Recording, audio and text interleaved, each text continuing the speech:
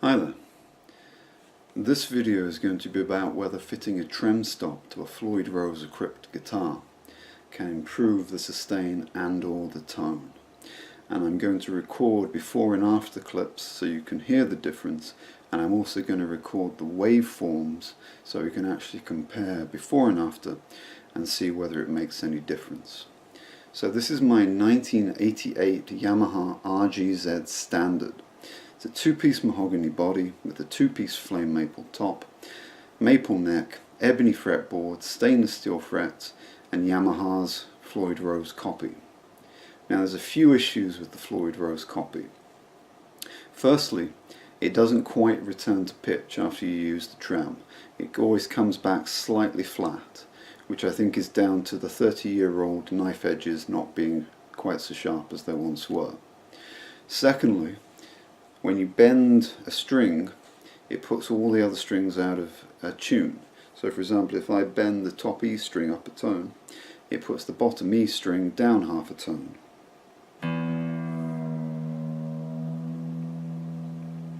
Which is not ideal.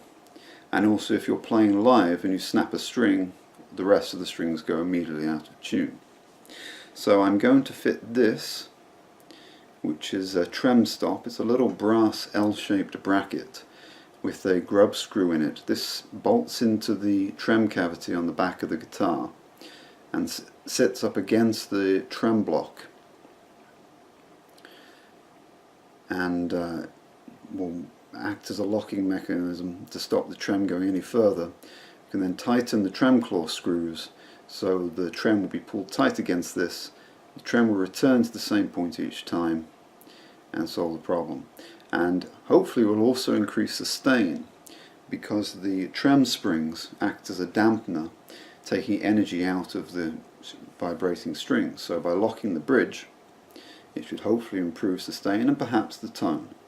So I'm going to play some chords now.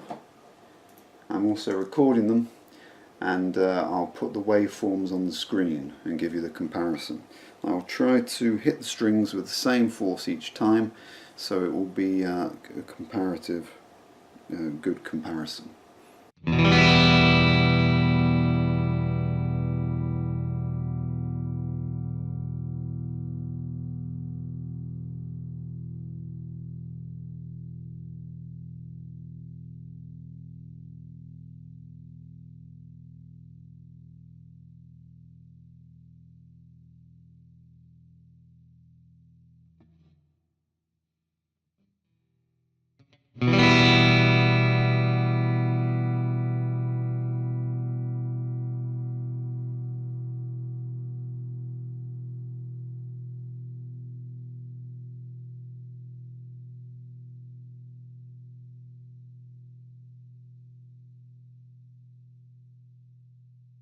And there we go. Okay, so now I'm going to fit the trem lock, and I'll bring you back when I've done that. So I've put the Trem Stop in with the first screw and adjusted it in the lock nut until it's sitting flat against the trem and the trem is level against the body. Now it's a good idea to drill the holes for these screws, even though they are self-tappers, as you don't want to run the risk of splitting the wood. You'll need a very small drill bit for this. I've got a jeweler's Archimedes screw here, which is quite a clever mechanism. And it's best to put the first one in first, line it up so it's square against the trem block before you drill the second hole. Oops. It's very hard to get this centered. I'll bring you back once I've got this done. So I've now fitted the Trem Stop, got the second screw in. When you're drilling the holes, careful, don't go all the way through, because when you've got the trem route plus the humbucker route, there isn't actually that much wood left there. Once you've done that, you've got everything lined up and you've got the lock nut fitted, you need to tighten the trem screws to the point that when you bend the strings, it doesn't pull the trem block off the trem lock, otherwise you can hear that noise. Okay, so I fitted the Trem Stop and it certainly solved various problems. It now stays perfectly in tune no matter how hard you use the trem bar. Brings it back to exactly the same place each time. When you bend a string, the other strings no longer go out of tune.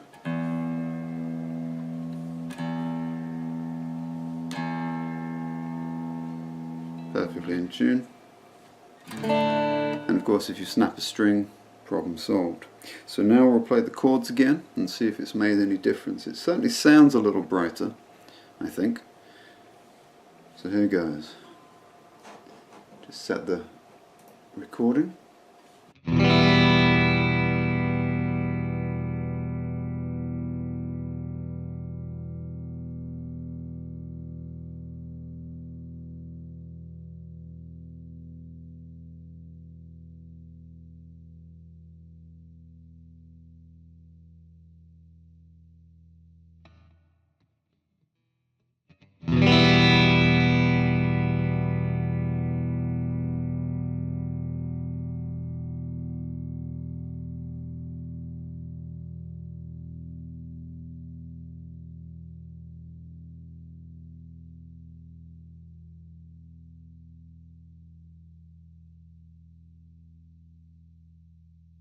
And there it goes. So I've put the waveforms on the screen. The top one is before the Trem Stop and the bottom one is after the Trem Stop.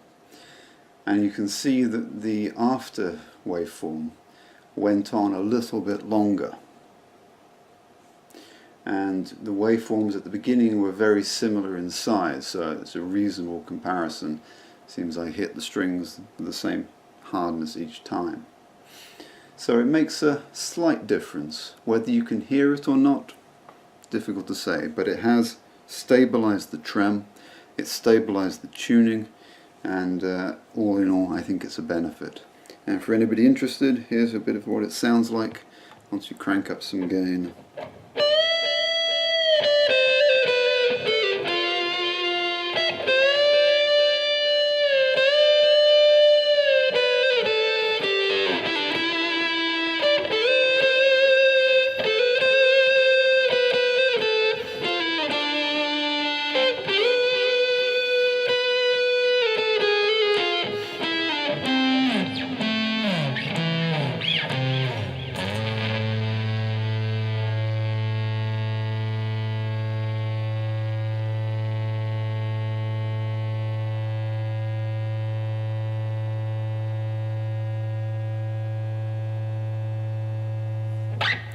It sustains pretty well.